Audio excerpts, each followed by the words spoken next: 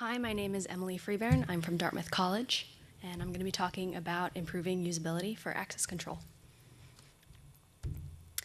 So first, I'm going to tell you what I'm going to tell you. We'll be talking about access control in the real world of healthcare, some specific examples that motivated the work we did, what we chose to use for our solution, using capability exchange to provide delegation and create user flexibility. We'll go over on a high level what our solution does, and then talk more specifically about our prototype, which uses OpenEMR and Electronic Medical Records Program, and Google's Belay project, which is a project for web authentication and authorization. And then we'll talk about what we learned and where we're going next. So access control in healthcare, as you all probably know, strict access control, access control lists don't really work for big systems, hospitals.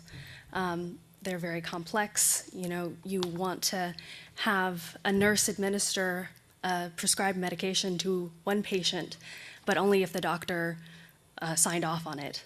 And that's a very specific example, and there are many more like that. You run into frustrated users. Healthcare professionals are trying to do their jobs, and they'll do their jobs whether or not the system lets them, and they can actually impede the process. Stories about doctors that leave their passwords in a broom closet so that all the nurses can get the prescriptions that the patients need. And so some of the papers that we looked at for our motivation talked about a prime directive. Healthcare professionals need to be able to do their job. And oftentimes there are extenuating and extraordinary circumstances. And there have been specific solutions offered, having dynamic access control where you have this, well, if these certain cases exist, then you provide the access. Break glass policies where if there's an emergency, a person just goes in and does the job, and regardless of whether or not they have the necessary credentials, and all that's extensively logged. And then delegation of rights. So, basically securing that process of a doctor leaving a password in the broom closet so that it's monitored and there are limitations. So we have two real-world examples that our prototype solves. Medication dose size, doctor prescribes 10 milligram prescription, but the pharmacy only has 5 milligram doses, and the security system doesn't recognize it. So the nurse or practitioner giving the prescription has no choice but to either give the patient the 5 milligrams and ignore the system, or keep the patient from their medical care. Medication time shift. So, hospitals are busy and patients are busy and things don't always line up.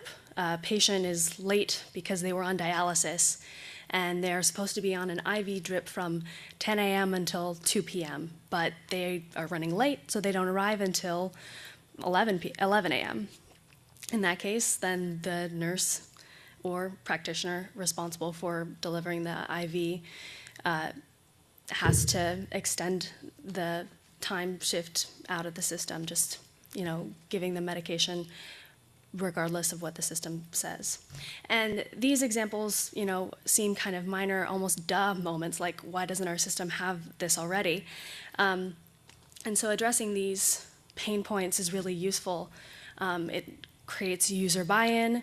They're less frustrated and more willing to use the system rather than break it. And it creates a feedback loop between what the programmer who thought about the system when they were writing this and the actual reality of the system. So if we can address these problems, we can create a feedback loop for that.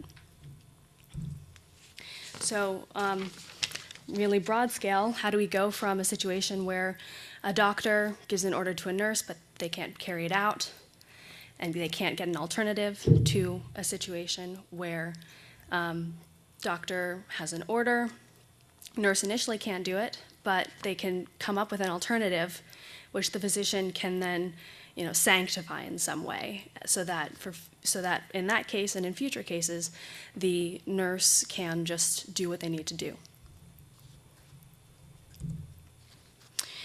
So general building blocks for our prototype. We focused on delegation. Delegation, user has some rights, they want to pass them on, and probably first modifying them by restricting them in some way. And we fully recognize that delegation isn't right in all circumstances. One specific scenario, clinicians would say a 1 liter IV bag had only 8.5 liters, or 0.85 rather, so that they would get an earlier warning chime that the bag was running empty. So it was an immediate benefit to the patient service because they could prepare the next IV bag in advance. But it meant that the system was registering that the patient was only getting 0.85 of their medication, which causes problems. Then just capabilities. Security capabilities have been around since 1966. They're an old idea. We're taking a fresh look at them. Basic idea of a capability is that it's a car key, and you can give the car key to someone else, and they can use it to accomplish a very specific task. And so our solution uses the exchange of capabilities to create delegation of rights. So this is our basic workflow. What these boxes here are capabilities. And so first off, the physician creates a new capability to prescribe a 10 milligram dose and assigns it to the nurse. So that would be the green star. In the best case, the nurse can just carry it out, and then it's done, and the capability is consumed in the process. However, if the nurse can't use that particular capability, they can draft a new one, and then they propose this exchange of capabilities. The physician receives that proposal and either approves it or denies it. If it gets approved, then the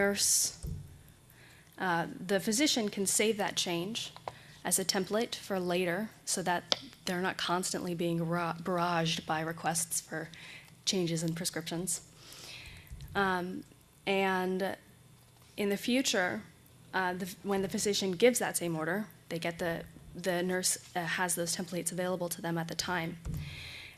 So the nurse can automatically exchange capability for a template. So the specific pieces that we worked on for our prototype, we used OpenEMR. We compared it to Vista and OpenMRS, and we chose it because it has a realistic look and feel. It was easy to install and modify, and it's currently used by around 30 million users in the US medical system. So it could have a large impact.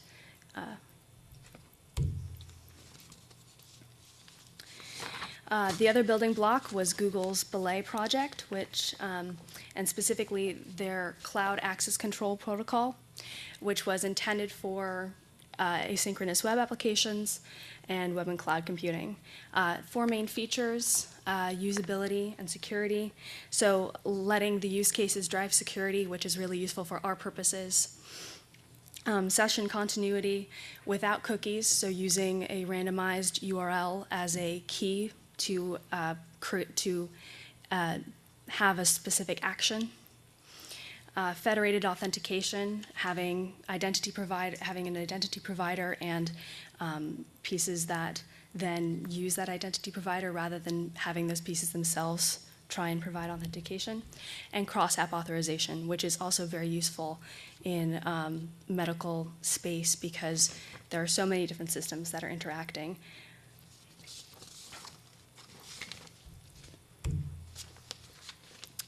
So here's our architecture for our prototype. We have a client browser which talks to OpenEMR and our capability agent. Again, a capability is a URL which points to the capability agent In our model, it lives together with the OpenEMR site for our actors, Alice and Bob. The capability agent stores actions that a URL can perform, a capability can perform.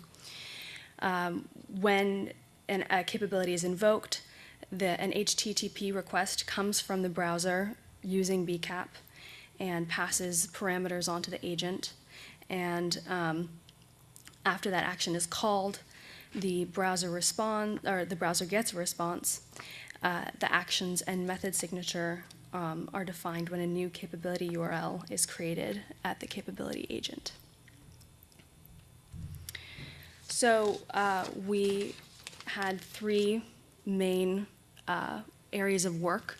We had to extend OpenEMR to use Belay authentication, so changing the login page and using BCAP for that open identity provider. We used Belay capabilities for authorization, so logic in Belay to pull out database records and mixing the OpenEMR and Belay models so that they were integrated smoothly. And changing OpenEMR's ACL rule setting for our test roles, Alice and Bob. Finally, we had to add capability exchanges. This took a bit more work. We had to modify the prescription page so that you could assign and create capabilities and a nurse role so that they could view and act on those capabilities. We also had an exchange page so that a physician can review exchange requests, approve or reject them, and create templates for future use. We also had logic in order to invoke the capabilities, retrieve them, and metadata lookup, which basically means was a way so that you could find out what the capability was before you requested it. Looking at our prototype workflow with the specific buttons with the workflow outlined earlier. You can log in, you can issue an order, which is the initial step in the workflow of the physician saying to the nurse to go fill this prescription. Drafting an order would be the nurse's response if they were blocked. My capabilities would be where a nurse can see what they currently have in the system. Capability exchange, that would be the nurse actually giving that exchange request to the physician, and approving it would be for the doctor to do and saving it. So this is a screenshot of our prescription page as modified. The first thing, you can see the capability up there at the top. Green indicates that it's valid. For this, we're going with the 10 milligram example, but you could also as easily apply it to the time shift example. And there you go, you get to issue a capability. This page would be the nurse's view initially along the workflow. So again, the capability is green to show that it's valid as a user queue, and there's a number by the capability for system management, identifying the capabilities. This would be the nurse creating a draft. The color of the capability has changed to show that they're trying to make an exchange, and the two capability, and they're actually exchanging one capability for two capabilities, because for our example of 10 milligrams to 2 5 milligram doses, you're doing the same action twice, but they're each they're independent capabilities. This would be the doctor's view. The first step is just approving or rejecting the proposed exchange, but then they can also approve similar exchanges. And when they do that, they create this template. So this would be the nurse's view post-exchange. The previous capability that they had is revoked, and they instead have two brand new capabilities to prescribe the right kind of medication. And this would be what it would look like for the future, so that a nurse wouldn't have to bother the doctor to get this approved in the future. All right, so some next steps. We were able to come up with this prototype which addresses end user flexibility and maintains security. Next steps would be investigating scalability. We only apply this to a very specific portion of OpenEMR with the prescription page. So trying to integrate more fully would be an interesting and elucidating experience, I'm sure. They're addressing the scalability of the templates used itself. How to keep track of the templates and identify which ones a nurse would want, and dealing with the scale involved for that, because how many more cases are there like that really simple 10 milligram to 5 milligram. Researching usability and usefulness, buy-in from nurses and doctors to actually use the system. We would probably have to take out capabilities so that, because they really don't want to know, they want to know the minimum necessary to use the system. So making that process a bit more transparent and easy to use, and researching how to do that. Conducting further security analysis, and exploring the kind of advantages that Belay offers further, especially with cross-app authorization, being able to interact with a prescription service, or other kinds of medical services. Thank you very much. Any questions?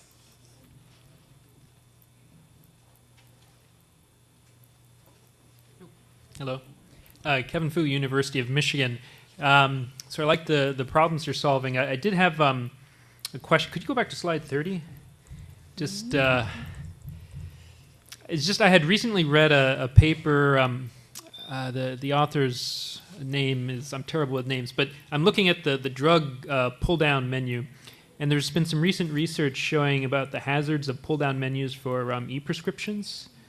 And I'll try to find you the reference, but you might enjoy, there's some books by, for instance, a fellow named Harold Thimbleby that talks about user interfaces, and in the medical context, the drop-down menus tend to have a one-off effect where you might, for instance, prescribe one-off of the medicine pretty easily. But anyhow, user interfaces are pretty strange stuff in the medical world. So Thanks. Yeah.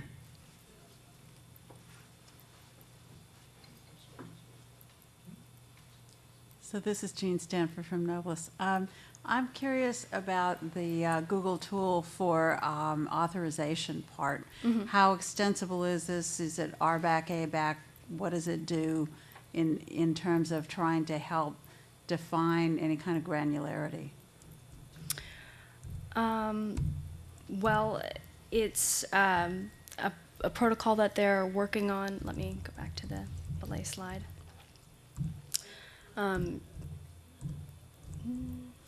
Okay, you're talking about the capabilities themselves. Capabilities can be as fine-grained as you want them to be. Really, the trick is how fine-grained do you want them to be? How fine-grained can your system handle in terms of scalability? Oh, yes, and we'll have you handle this offline if you have any more. Absolutely, yeah.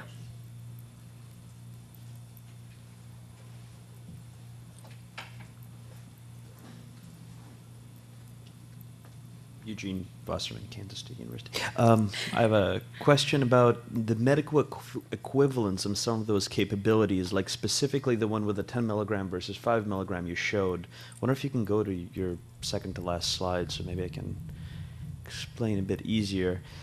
And maybe I'm not quite understanding how the capabilities are meant to be redeemed or what this enforces, but theoretically here, if you redeem capability number 2, without ever touching capability number 3, that seems to be a legal action, but is totally not what was intended by the physician. Is the system not meant to enforce that kind of, is that not meant to be something a system enforces, or is that an issue which could be addressed here by binding the two capabilities and saying you can use them both, but you can't use one of them and not the other?